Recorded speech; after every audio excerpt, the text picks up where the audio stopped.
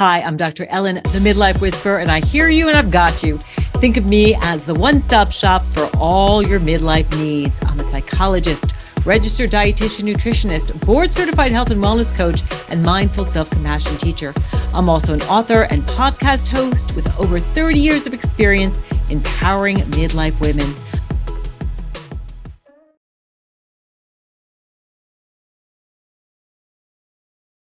Hey everybody, Dr. Ellen here, the Midlife Whisperer. I am so happy that you are joining us today. If you are a new listener, welcome. You are in for a treat. And if you're returning, thank you so much for showing up and being here today. And if you're enjoying the show, leave me a review. It helps other women find us as well. And I would love to know what you think. And today's show, I have such a special guest and friend, and you're going to learn all about how to rock pleasure, because pleasure is how you thank the universe for being alive. And you need more pleasure in your life, right? I know I am always working on more pleasure, but pleasure can also help you step into your power, enjoy your life more, and yet many of us midlife women are really struggling with experiencing pleasure in our lives. And today's show is going to help you up your pleasure measure. You'll learn exactly how to have more pleasure and how pleasure can empower you. My guest is the amazing and beautiful Emma Eirene. She's known as the Pleasure Activator, and Emma is a somatic trauma-informed women's empowerment coach, a speaker, and a photographer. And she is going to help you discover how to have more pleasure and exactly how increasing your pleasure measure can help you to reclaim your body, voice, and power.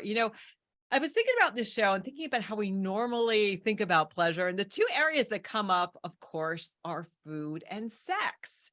And they can both be kind of problematic. The food issue can be an issue. Now, I'm all about enjoying your food, having pleasure in your food, but so often we go overboard and we turn into emotional eaters, right? We're experiencing difficult emotions in our lives. And instead of addressing the emotions and giving ourselves what we truly need, and it's not food, we emotionally eat. And the problem with that is that it's twofold. First of all, you're not addressing the negative or difficult emotions in your life, the problems that you're having. And in addition, when you're done with that threesome with Ben and Jerry's, you might feel kind of some guilt, some remorse. You just might feel kind of sick to your stomach. So it's really important that you enjoy food, but that you're also addressing your emotions. You're managing your emotions, not your food. And the thing about the sexuality piece is that sexuality is also challenging at midlife. As a midlife woman myself,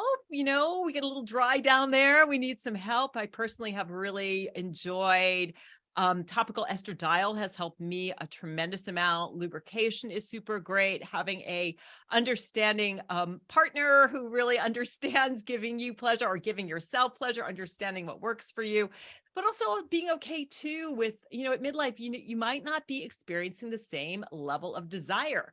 Libido going down is one of those symptoms of perimenopause that we go through. So I think we make a mistake by just putting pleasure into these two buckets of food and sex. So today we're going to broaden your horizons. And before I bring Emma on, I want to talk a little bit about an experiment that I'd love for you to try. Let me know how it goes for you. You can always reach out to me at themidlifewhisperer.com. That's midlifewhisperer.com. So here's your challenge. For one weekday and one weekend, every day, I want you to keep an hourly journal of all the experiences that give you a dose of positive emotions and pleasure.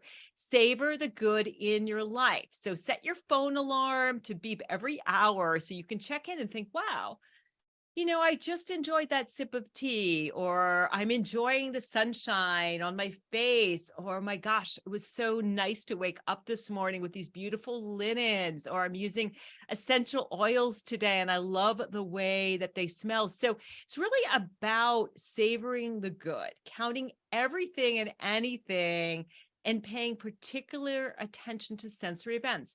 Things that you see, things that you smell, you taste, you feel, you hear, listening to beautiful music. When was the last time you just played a beautiful piece of music and just thoroughly enjoyed the pleasure or watched a beautiful movie, and experienced all of your senses, and include relief from difficult emotions. So notice, gosh, I was really upset about this, and then I did that. Maybe you did a little yoga, you got into your body. Oh, you took a hot bath. How much do we love, right? Do you love sitting in a wonderful bath with essential oils or maybe some CBD? Notice what gives you relief from difficult emotions, and then also look at what brings you more positive emotions. Try this experiment. It really works, and savoring the good in your life is an incredible way to rock your midlife and also just increase your well-being, your optimism, and your overall happiness. And so one of the ways that I'm getting more pleasure in my life, believe it or not, is from clothes. And I think one of the pleasures of midlife is revisiting those things that you enjoyed when you were younger. And when I was in my teens and my 20s, gosh, I love clothes. I sewed most of my wardrobe because that was the way I could get anything I wanted. And then I was actually in retailing when my first job after college. I was in New York City. I was an assistant buyer, and I just loved dressing up in clothes. And then I kind of forgot about it. I don't know if it was kind of like, I thought like maybe dressing clothes was sort of shallow and not worrying about your looks. But then, recently I've had the pleasure to do the True Style Journey with the amazing Lisa Whisker. And that is how I met today's guest, Emma. We are both on this True Style journey together, enjoying watching each other grow. And I have to say, Emma can rock a red or a yellow dress like nobody I've seen. When we both of us, like this light went off and we were like, why are we wearing the wrong colors? But like color can bring you so much pleasure. Clothing, like today, if you're watching on YouTube, you can see I'm wearing this wonderful red cotton blouse, and it feels so good. I love dressing in organic cottons and silks and just fabrics that feel so good and colors that give me so much pleasure. So that's how Emma and I met. And maybe we'll talk a little bit about our True Style journey and the challenges and excitement of stepping into our true power. So Emma, I want to welcome you to the program, and also let people know that you can find Emma all over the place at the Joyful Misfit. Joyous Misfit. Joyous right. Misfit. Yeah, Joyous Absolutely. Misfit. On Instagram and Facebook. And she is amazing. And she is going to help you rock your pleasure. Welcome to Rock Your Midlife, Emma. So awesome to have you here. Thank you so much. I am so happy to be here. And I mean, what a journey we've been on, right? These last few months. Yeah. Like everything you were saying, I mean, this is it. This is the core of it. Everything you were saying, there's so much to do with pleasure and, particularly your pleasure code, touch, environment, movement, erotica, affirmations. That is what combines. That's what comes together. They are the 5 elements of what makes your unique pleasure code. And when you can tune into those, my God, you can definitely rock your midlife 100%. Yeah. So I am so excited to be here and talk to you about this. Yeah. And I forgot, I wanted to quote what you said here. I love what you say, loving yourself, loving what you do, loving your life. This is the ultimate act of rebellion that will allow you to reclaim your body, your voice, your power, and awaken to an abundance of freedom and joy. So let's start off right by now saying, why is pleasure the ultimate act of rebellion? Because, right, this is deep for me. This is what transformed my life, because I realized I'm going to give it to you in a different sense of the word. Like I'm going to take you back, because my life, I had led my life being the good girl. And what I specialize in now is stripping away the good girl, stripping away the shoulds, all the things that we get taught, socially taught, that we should do. As to be successful humans, right? To be successful people, we need to have got a job that's stable. We need to have bought a home. We need to have a secure partnership or marriage, on, all the things that we get told, and in the order that we get told to do them. I did all of that. I ticked every box. I was literally the best good girl you could have ever seen. And I was utterly miserable by the end of it. I mean, that was it. I had lost touch with myself completely. So to me, pleasure and really living your life, because this is what this is about. It's, like I said, there's lots of different elements. This is about living your life in line, aligned with your pleasure, attuned to your pleasure, because that is the ultimate act of rebellion. Because what you're doing right there is you are saying, no, I'm going to do it my way. What suits me, the way that is going to make me feel fulfilled and happy and joyful. And that is not the way we get taught to do it. We Yeah. get taught that things should be hard, that things should be, and don't get me wrong, I'm not dismissing that there are going to be challenges, but actually when you are attuned to your pleasure and you are in line with your pleasure frequency, those challenges are way easier to navigate than they are when we are constantly thinking this has to be an uphill struggle all the way, which is what we get taught. That's the honorable way of doing it. And I say that with the air quotes. Yeah. And I love that, because the way I describe it is like you're climbing up this ladder of success based on what society has said, your parents, your peers, and you get to the top of the effing building and you're like, wait a minute, I don't like the view up here, because your ladder is up against the wrong building. And I think the way you're describing pleasure is the way I think about, joy. Do more of what brings you pleasure. Do more of what brings you joy, because that's really your North Star that is going to help you have a happier life. I'm curious, how did you let that good girl go? That's such a hard thing to do. Well, do you know, it was a little bit of a domino effect, really. So initially, what I realized was that I was I just lost myself. I had this moment, like a total breakdown of, I don't know who I am. It was actually watching Brené Brown's TED talk about vulnerability. And that just got me. I was like, I can't be authentic. I don't know who I am. And I just started to break down the barriers to that. And it was a gradual process. I had no idea that I was going to be here now doing the thing that I'm doing. This was not the longer plan. But what I realized is it was just the next step. What was the next step? So the first step was actually realizing that the job that I had been in for 15 years, because of course, longevity is one of the biggest measures of success in society, isn't it? So I had been in this job for 15 years, this career that I'd worked really hard for, and I strived and struggled at, every day. And it was almost like it woke me up. It was a wake-up call, and and I just realized that was out of alignment. And then I started taking steps that would get me away from that, and then that led to me then ending marriage again, 13-year relationship, 10-year marriage, that again was not right. It was toxic. And then that led to the next thing, and then the next thing, and the next thing. You see, it was almost like you said, the pleasure was the guiding light. And what I came back to was, when I had that breakdown, it was actually my artwork, and it saved me and it pulled me out and it brought me so much joy. I remembered a part of myself that I had forgotten. And then by following that then led to the next step, and then the next step, and then the next step. You see, so it was, I really see this. Pleasure is the guiding light.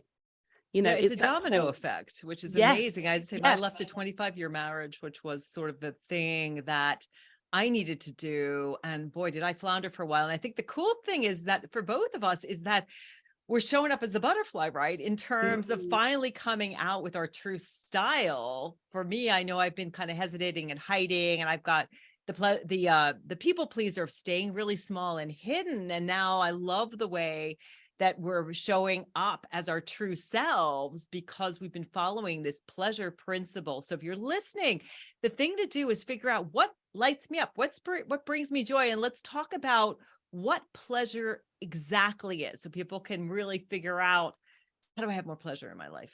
So pleasure for me, I mean, I like to, as I mentioned before, the pleasure code. This is what I always come back to. So for me, it always begins in the body. So when I'm talking to the women that I serve and support, it's always about reclaim your body first. Okay. And then from that, it leads to reclaiming your voice and then reclaiming your power. Now, that very much, actually the challenge that you've given your beautiful listeners to do is just the most absolute perfect thing.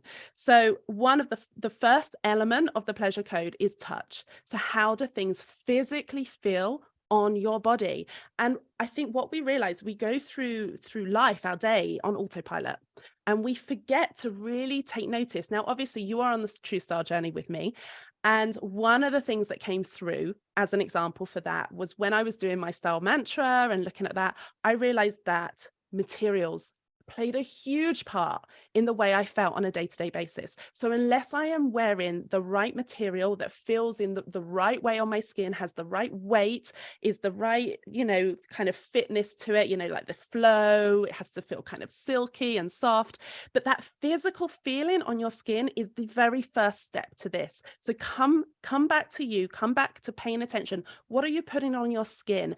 What clothes are you wearing?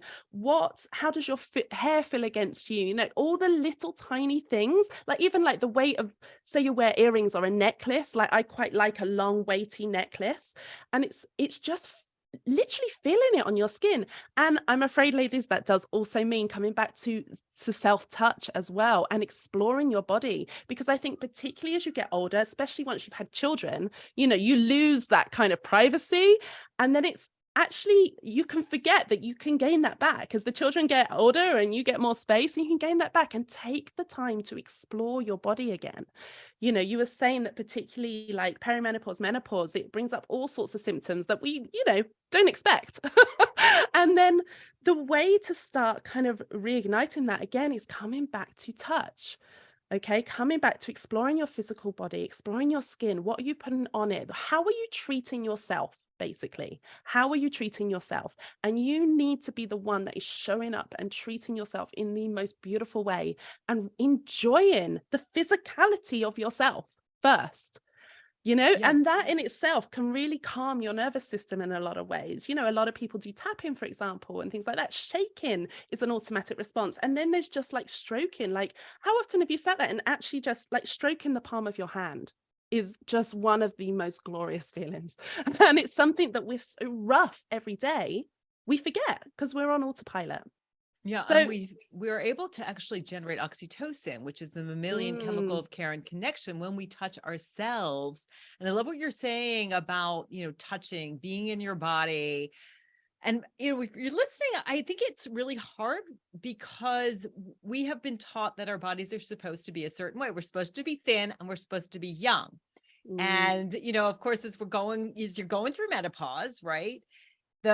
The weight comes on a little bit. That's just a natural part. When estrogen is going down, there often is a little bit of a weight gain around the midsection. And of course, we're, not looking the way that we did when we were in our 20s. And so I'm here to say to you that, that body size is not a fashion issue. We see some body sizes are in 1 year and out another year. It's, skinny waif 1 year and it's sexy curves the next.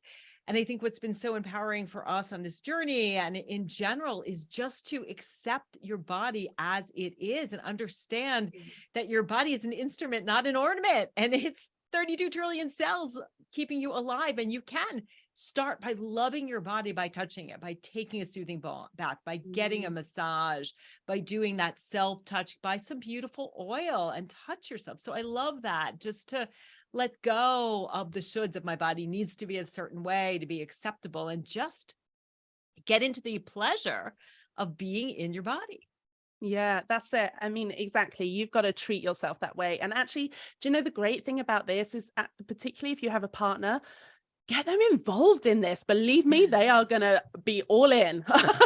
They are going to want to be there for this, because actually a big part of pleasure is actually allowing yourself to receive it. So it starts with yourself. Allow yourself to receive it from yourself first and foremost, and then broadening that what we're trying to do is expand our capacity to receive pleasure. When we're doing this work, we're trying to expand that, and then allowing somebody that you care about, that you trust, to be involved in that process as well. It can be game changing, not just for yourself, but for your relationship as well. Allowing them to give you pleasure, to be part of this. Like if you've got oils, allow them to put the oils in your skin. Allow yourself just to receive it. Because I think particularly as women, that is one of the hardest things for us, is to actually let go, step into that kind of feminine of surrender, and trust enough that we are allowing another to come and give us pleasure in that way. Because receiving it as a woman is hard, because we're so used to being in control. Control is a big part. Like we hold the reins so tightly, in a lot of ways, that actually this is your opportunity to let those go for a moment and allow yourself to receive pleasure. And that is what's going to support you in expanding your capacity to receive it. Yeah, that's beautiful. But it takes trust. It takes Mhm. openness. It takes vulnerability. So I know I've learned so much about finding the right partner. And it's interesting for me, a big piece of it was not leaning right into the sexuality. And Mhm. by developing this bond of trust and love and support, then allowing my partner to pleasure me was something that just came naturally. Do you find that like Mm. people, women, they lean right into the way that we're supposed to be sexually? And they Oh show up my a certain way with gosh. a mask. And then instead of Yes. like, Yes. Yes. how do we combat that? How do we rip that mask off and Do you just know? not just show up with this, like, okay, I'm sexy. Don't you want me? But I'm not really enjoying this experience. Mm. Pleasure starts from the moment you wake up. Like, this is not, I think this is the misconception. And actually, funnily enough, I was having this conversation this morning with a gentleman that supports men in this element. And we were discussing about this balance between the feminine and the masculine, and about how each one has a role. And you're so right. Like, the way I see it, and I think it's Till Swan that talks about this. She talks about the masculine and the feminine like an oyster, and the feminine is the pearl, and the masculine is the oyster, and it's holding the pearl. It's that it goes together beautifully, but it takes that trust and it takes that willingness as well to surrender to it. And I think, like you were saying, we've almost been trained. There's a lot out there in the media, particularly programming, all sorts, that teaches a way of showing and being in pleasure. And it's not true. It's a performance. For me, pleasure starts from the moment you wake up. Okay. And that's, for yourself, that means the way you are treating yourself and your body from the minute you open your eyes in the morning. Okay. And so I see it the same way in relationships. It starts from the minute you are there together, in presence with each other, the way you even sleep at night. It's that intimacy. It's about developing intimacy, because that develops trust. So often with my partner now, we are always generally just in contact with each other if we're near each other, and it's little things, or he will just hold me. So it's not, we always think about, when we think about pleasure, it goes to kind of sexual pleasure, and then it goes to performance, right? But for me, to develop that trust is about having that intimate connection right from the moment you wake up. And that comes in all sorts of forms. Intimacy isn't just the touch. So, like, coming back to the pleasure code again, you've got touch, you've got environment. So that actually includes the people that you're around, the environment, the physical environment that you're in, the smells, that all of it, the full package. Yeah. Then you've got the movement, the way that you allow yourself to move. You've got the erotica, which is the stimulus or the vision that can create an image in your mind. And then you've got affirmations, which is like the words, that's either self-talk or what you hear from others and what you give to others. So it's all of those together. It's a full package deal. Yeah. Which means that you need to be showing up every day, loving yourself so fully that you are giving yourself each of those things. You are giving yourself the touch. You are putting yourself in an environment that is supportive and nurturing and loving and caring and fills you with trust. You are allowing your body to move so that you feel good in your body, no matter what shape, size, any way of however you're being, that you feel good. You're allowing yourself to move in that way. You're consuming things that stimulate your mind, that are creating images that give you pleasure. I talk about creating a life that turns you on. And what I mean by that is it lights you up. It lights you up. And then, of course, you are giving yourself Lisa Whisker actually talks about kind eyes, right? Looking at yourself with love, and you're allowing other people, because I think this is one thing I notice about women. A lot of women push away compliments and things like that, allowing yourself to receive it. So it is a full package deal, and it starts from the minute you wake up. I To love put it that. simply. It builds. It builds. So let's talk a little bit about the barriers. The biggest barriers that I see when I am working with people are unworthiness and guilt. So feeling guilty when I experience pleasure, or I shouldn't be feeling this way. I don't deserve this. Those are the biggest things. What do you see, and how can the listeners overcome perhaps some of the barriers of saying, oh, this sounds really nice, but I start giving myself pleasure and I start to feel really guilty, like I should be doing the housework, or I should be taking care of the kids, or I shouldn't, buy myself this beautiful silk shirt or these essential oils. The money should be going to for my kids, or things that are really necessary. So what do you see as barriers, and how can people overcome those? Couple of things there. The first thing, actually, I just want to pick up on the word necessary, because the one thing that I really want to say, and I will repeat it time and time again, is that you have to put your own oxygen mask on first, right? Because if you are not doing that and you are not providing this for yourself, then how can you possibly provide for anyone else? So you are the biggest and best investment you are ever going to make in yourself and in the people you love. So I just wanted to kind of pick up on that word, because to me, that is absolutely essential and necessary, because what lights you up and what fills you up is absolutely essential, because you cannot pour from an empty cup. You just can't. So if you want to support those around you, if you want to love those around you, you need to fill yourself up first. You need to show them. You need to be the guiding light as well. I'm thinking about my daughter, and I want to teach her that she does this first, and then that allows her to be able to show up for those people that she loves. So I just wanted to kind of pick up on that point first, that this is essential and this is the best investment you're going to make, because it means it's putting you in a place where you can serve others. All right. Okay? So if you're listening, I want you to put a Post-it note. I deserve pleasure. Pleasure is my birthright. When I give myself pleasure, when I put my own oxygen mask on first, I am able to help other people. So such an important point. Yeah, so important.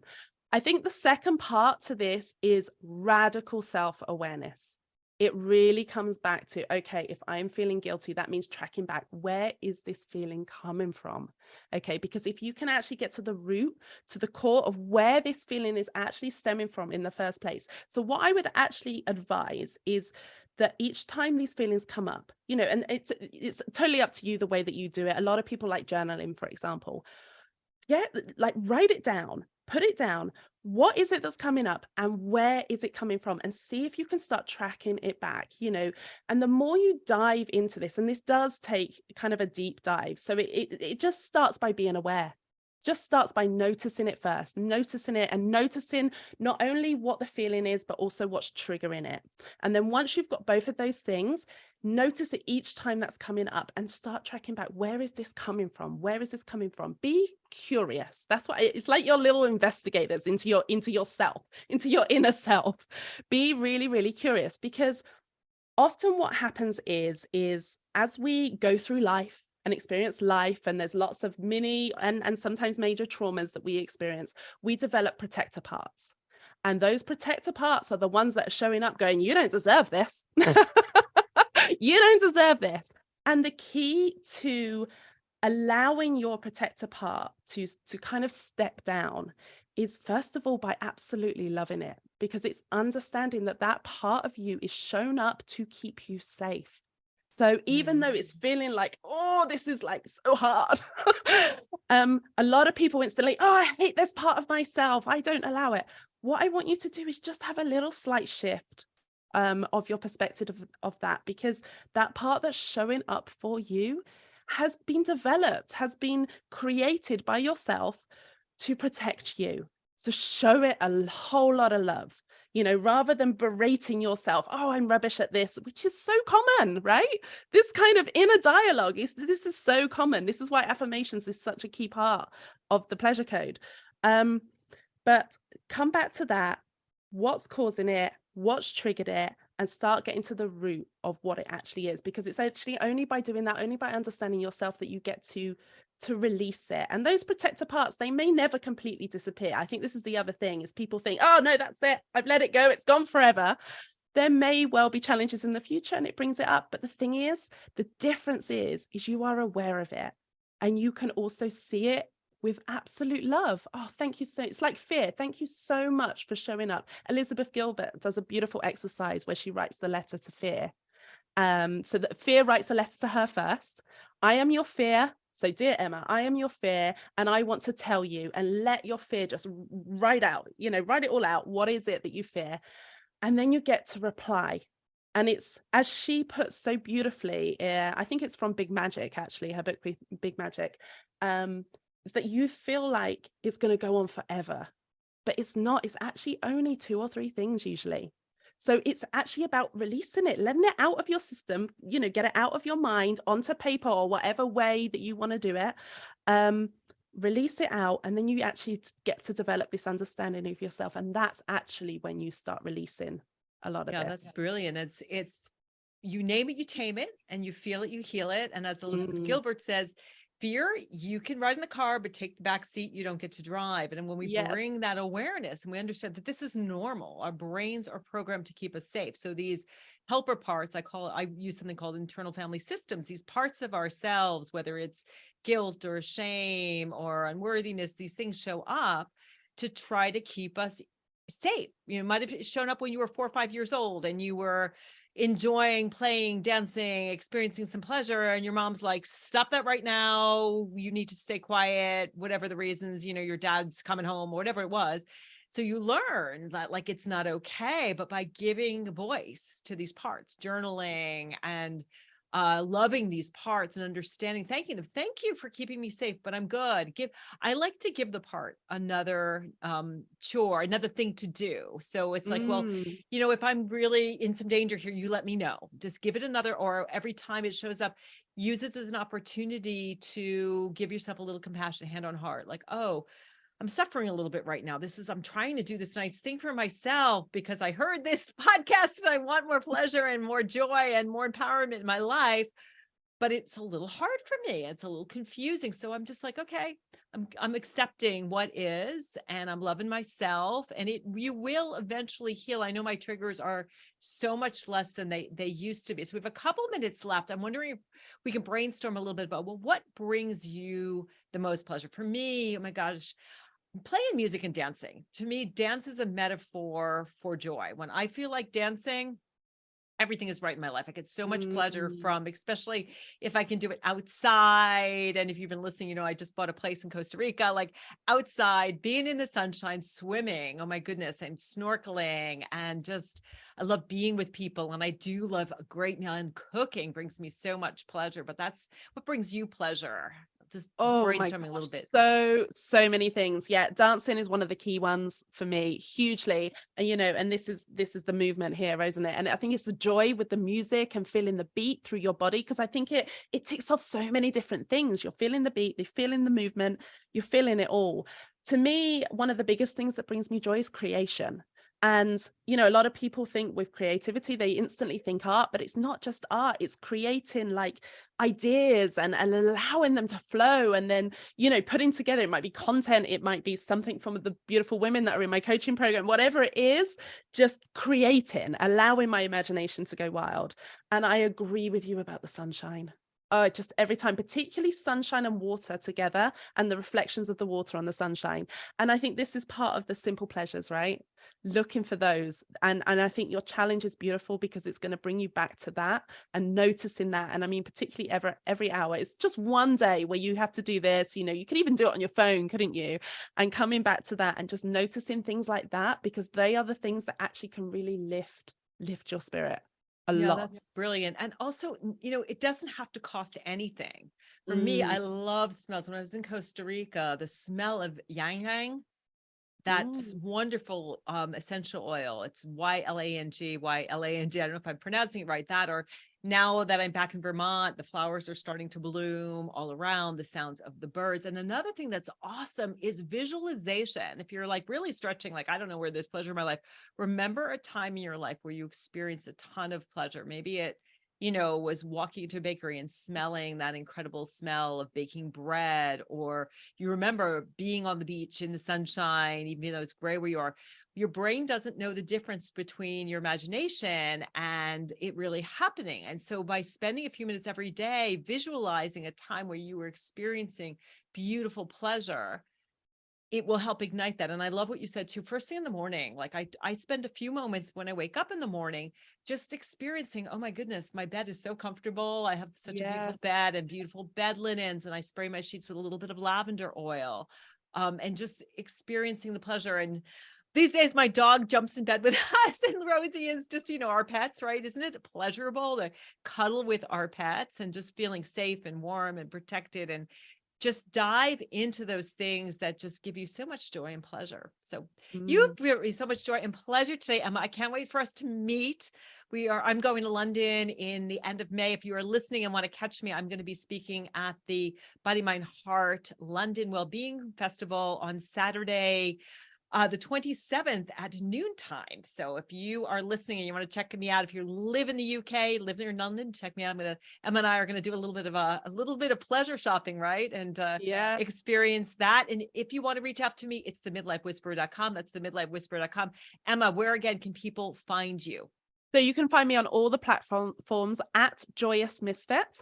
Or you can find me at www.joyousmisfit.com. So yeah, come and check me out. I'd love to continue this conversation. I could talk for hours about this. Yeah, we'll have to do more. We'll have to do a second part and talk more about body image too, definitely. And the connection with that. So thank you so much for being on.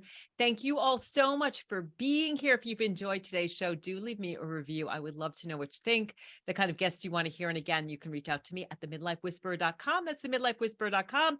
Thanks so much, and we'll catch you next week.